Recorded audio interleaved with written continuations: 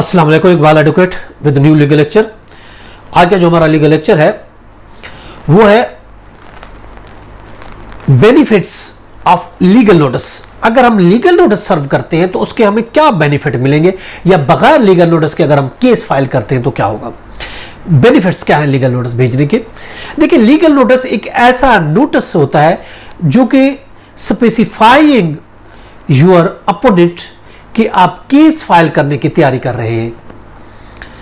अगर मतलूबा डिमांड मुकर्रर वक्त में उसे पूरी नहीं की तो वो केस फाइल कर देगा।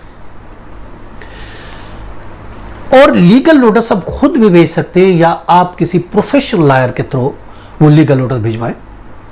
बेहतर यही होगा, क्योंकि लीगली अगर आपने कोई ऐसी चीज लिख दी जो आपके आगे नुकसान में चली गई, इसलिए बेहतर यह कि आप लीगल प्रोफेशन के जरिए, वकील के जरिए, एडवोकेट के जरिए आप लीगल नोटिस भिजवाएं।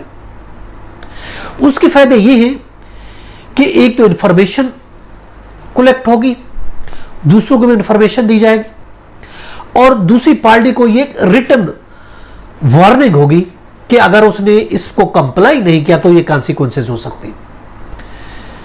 इसके अलावा ये बेनिफिट है कि आप आउट ऑफ कोर्ट सेटलमेंट चाह रहे हैं किसी भी मैटर का, दूसरी पार्टी को आप ऑफर दे रहे हैं।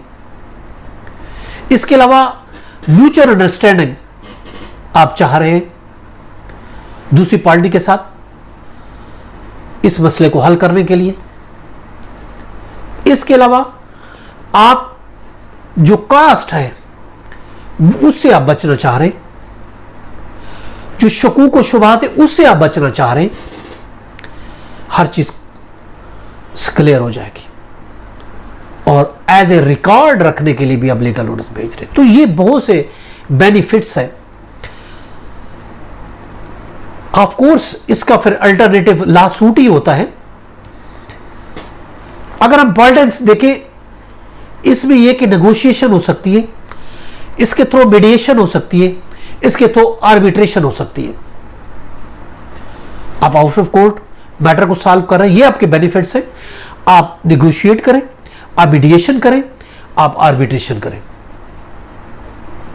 लीगल नोटिस में कंटेंट्स क्या दिए जाते हैं बेसिकली, उसमें आप एक ब्रीफ फैक्ट्स लिखते हैं, रिलीफ मांगते हैं कि क्या आप चाह रहे हैं,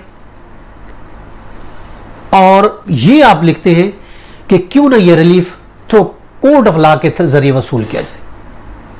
प्रोसीजर ये होता है लीगल नोटिस का कि आप एक ड्राफ्ट तैयार करते हैं, जिसके खिलाफ आप एक कंप्लेन है उसको आप लीगल नोटिस भेजते हैं। लीगल नोटिस भेजने की वजह वो आप उसके अंदर लिखते हैं। अगर इससे पहले आपकी कोई कम्युनिकेशन हुई है तो उसका भी आप जिक्र करते हैं, और इसके अलावा आप एक ऑफर करते हैं और एक मुनासिब टाइम देते हैं, 15 दिन, 30 दिन या 60 दिन, इस मसले को एमिकेबली हल करने के लिए आउट ऑफ द कोर्ट।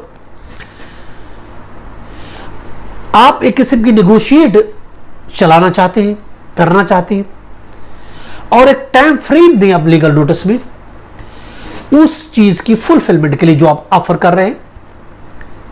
और आप ये लीगल नोटिस रजिस्टर्ड पोस्ट के जरिए भेज रहे हैं, बेहतर होगा आप इसको कोरियर के जरिए भेजें ताकि आपके पास रसीद रहे, और उस लीगल नोटिस की एक रिकॉर्ड में भी एक कॉपी रखें, ताकि बाद में अगर कोई लीगल एक्शन लेना पड़ता है तो आपके पास वो कॉपी मौजूद हो।